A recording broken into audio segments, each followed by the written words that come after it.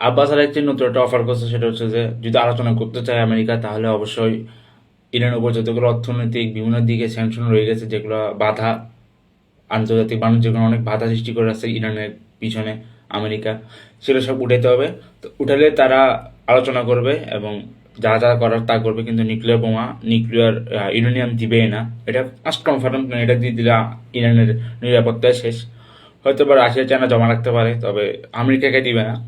And এখন যদি এগুলো না সরায়, নেগোসিয়েশন না করতে চায়, তাহলে বর্তমান যেমন আছে তেমন চলতে থাকবে। ইরান কোনো অপশন খুঁজে পাবে যে তারা বাণিজ্য যুদ্ধ করতে হবে তাদের ভিতর ভিতর। তো রাশিয়া চায়না আছে, দক্ষিণ কোরিয়া আছে, সবাই আছে। এগুলোকে আবার আমেরিকা ভয়ও পায়, কারণ ওদের একটা রিজিওনাল পাওয়ার অনেক বেশি, তিনটায় কাছাকাছি। তো এশিয়ার ক্ষমতা অর্জন করার জন্য অবশ্যই রাশিয়া, চায়না আর দক্ষিণ কোরিয়াকে সন্তুষ্ট রাখতে হবে আমেরিকার।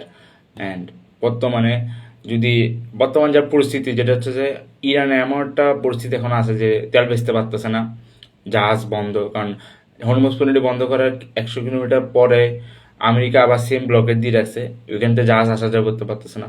তবে এটা একটা অনেক বড় ক্ষতি পুরা রিজিয়নে, যে সবার তেল বাণিজ্য করতে পারতেছে না এখন, যাতে একটা মাত্র সোর্স ছিল বেশিরভাগ বেশিরভাগ দেশের।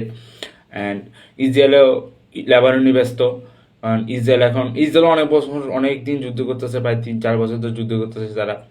হামাসের বিরুদ্ধে যুদ্ধ করতেছে। হামাসকে মারতে পারতেছে না, ওই নর্মাল মানুষকে মারতেছে, ছোট ছোট বাচ্চাদের মারতেছে, যারা হামাসও না তাদেরকে মারতেছে।